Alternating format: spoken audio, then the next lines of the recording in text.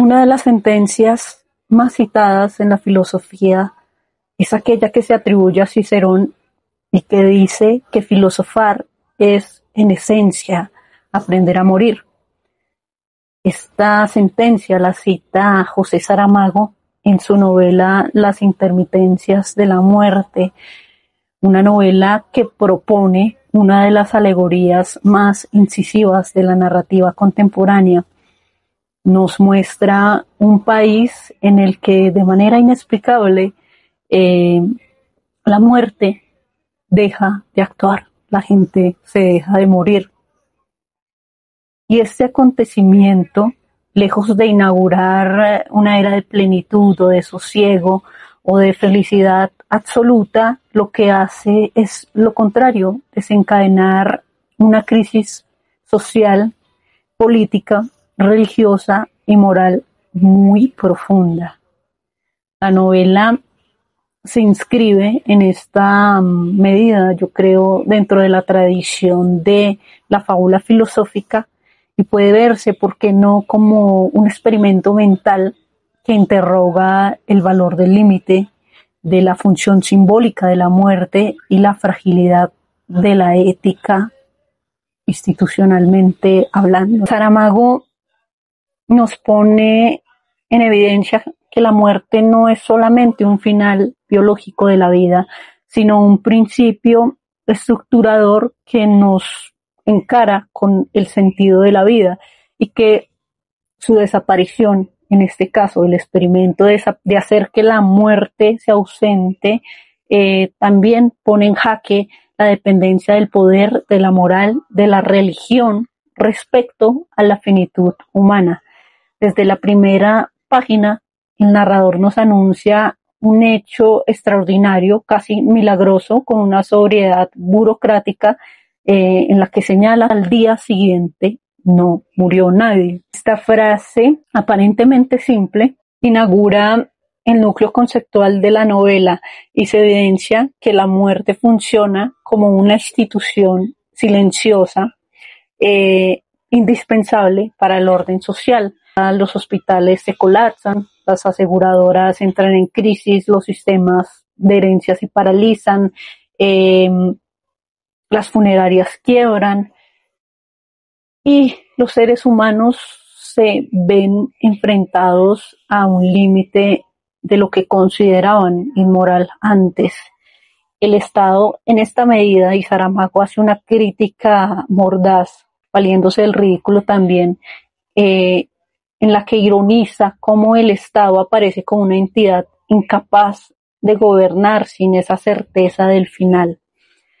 Un Estado al que no le importa en realidad el bienestar o la calidad de vida de sus habitantes, sino no perder el control sobre la administración de las instituciones que dependen de la muerte. Es decir, el Estado, grosso modo para Saramago, no puede o no es capaz de administrar la vida, sino sencillamente la muerte. Y la religión, por supuesto, no está exenta de esta ironía. La Iglesia ocupa un lugar central en la crítica de Saramago, porque sin la muerte se derrumba todo el eje de la promesa cristiana y todo su engranaje. De hecho, uno de los clérigos dice en algún momento, sin muerte no hay resurrección y sin resurrección no hay iglesia.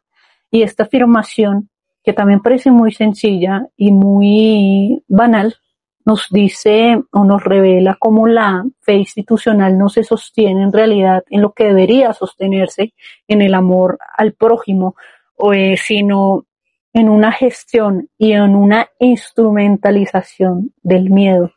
La muerte aparece como una condición de posibilidad del discurso religioso, como una necesidad estructural, como un mero instrumento para controlar las masas y para controlar y administrar la espiritualidad. No debe pensarse que Saramago ataca la espiritualidad como tal, sino la instrumentalización de esta, ¿no?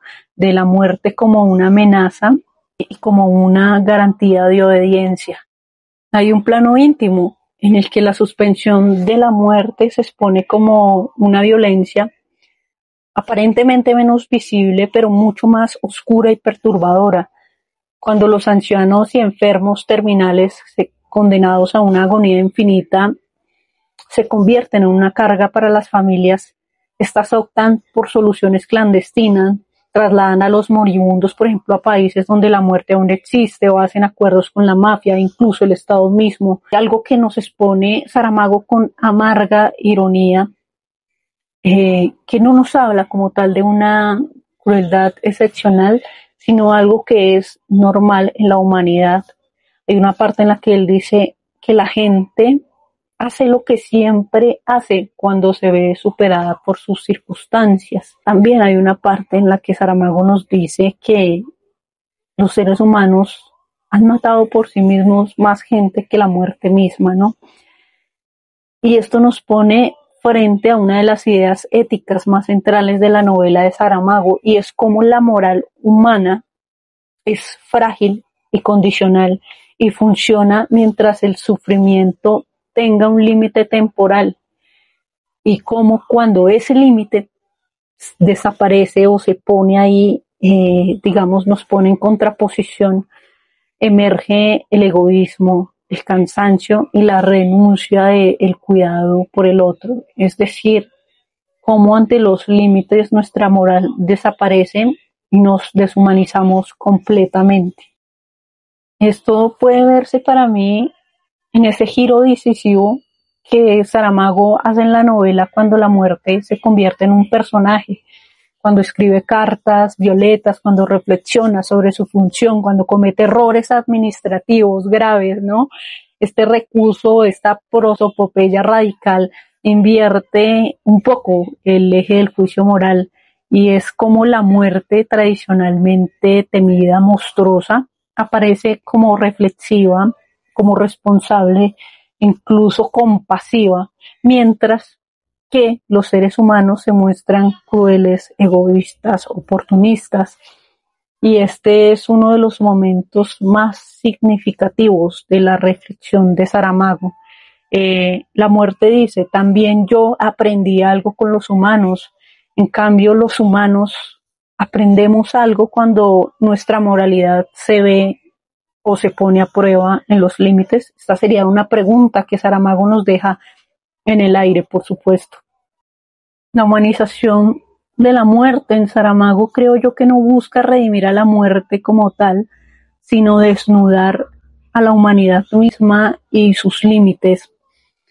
Dotar a la muerte de conciencia sugiere que incluso lo inevitable puede ser ético, mientras que lo humano con mucha frecuencia no lo es.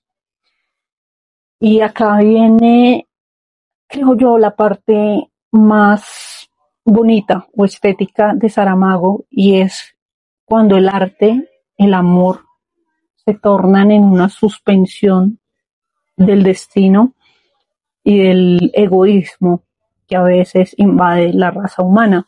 Ese encuentro entre la muerte con el violonchelista introduce un eje conceptual único, y es que el arte no utilitario logra lo impensable, y es irrumpir el automatismo de la muerte.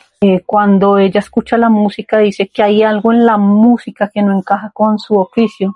Esa música, que puede ser el amor mismo, no aparece como una salvación romántica, no nos está presentando Saramago una típica idealización del amor romántico tipo Disney, sino una irrupción que obliga al ser humano a detenerse, a escuchar, a dudar. En esa vacilación se concentra la propuesta más profunda y más bonita de la novela, y es que el sentido no nace de la ansia de la eternidad, de la duración, sino de la relación, de lo efímero, del instante compartido, de la escucha del otro. Hay algo muy bonito en las intermitencias de la muerte, y es que al ser una reflexión radical sobre el límite como condición del sentido, y a pesar de que la obra concluye sin ofrecer, como ya lo dije, un consuelo definitivo y romántico e idealista, la muerte no desaparece, simplemente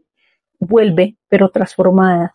y el lector queda enfrentado a una pregunta, creo yo, inquietante, y es si somos capaces de vivir éticamente sin la amenaza de la muerte, si todo está permitido y si necesitamos la muerte para pensar en el sentido, en si la vida importa por sí misma, si la vida es un mero medio o instrumento o un final en sí mismo.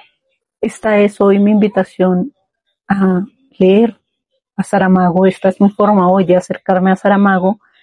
Espero que les haya gustado, que lo lean, y como siempre va con amor. Filosofía y literatura para incautos. Atrévete a saber.